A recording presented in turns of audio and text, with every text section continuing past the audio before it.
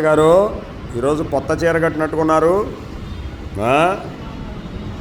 అవునరా, ఈరోజు కొత్త చీర కట్టాను నాయన.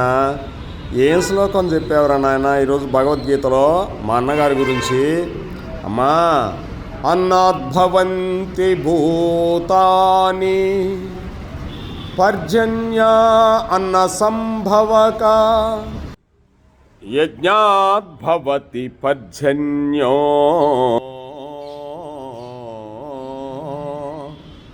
యజ్ఞకర్మ సముద్భవక యజ్ఞకర్మ సముద్భవక.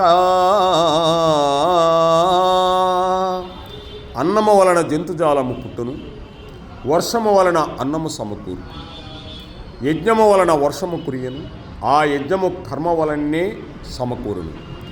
ఓహో, మా అన్నగారు చెప్పాడు 3వ అధ్యాయంలో కర్మ సన్యాస యోగం అని ఇది చెప్పాడమ్మా. అంటే యజ్ఞాలు చేస్తే వర్షాలు వస్తాయి, వర్షాలు చేస్తే అన్ని జంతుజాలాలు పుడతాయని చెప్పాడమ్మా అన్నాడు. మంచి శ్లోకం చెప్పావురా నాయన.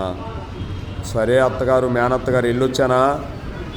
వెళ్ళిరా, రోజు కనిపిస్తున్నాయన. ఒక శ్లోకం నాకు కూడా చెప్పిపోతుండు. నీకు తెలియంది ఏముంది మేనత్తగారు? మా నాన్నగారు తండ్రి గారు పుట్టినప్పుడే పుట్టావుగా. జైల్లో తండ్రి గారు పుట్టినప్పుడు కృష్ణ పరమాత్మ నేను పిలిచాడుగా, సహోదరి నువ్వు వెళ్ళి నా యోగమాయ శక్తివి నీవు, యశోద గర్భాన్ని పుట్టని చెప్పాడుగా. నీకు 14 నామాలు ఇచ్చాడుగా. దుర్గా, భద్రకాళి, విజయ, నారాయణ, ఈశాన్, కుముద, చండిక, రాజరాజేశ్వర, అంబిక, మహాశక్తి, మహోదరి, మహాపాపహరి, శారద, నీ 14 నామాలు ఇచ్చాడుగా.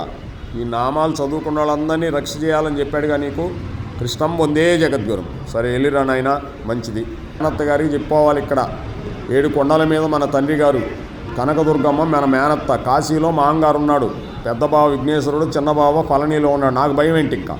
హరే కృష్ణ కృష్ణ కృష్ణ హరే హరే, హరే రామ రామ రామ హరే హరే. కృష్ణం వందే జగద్గురం.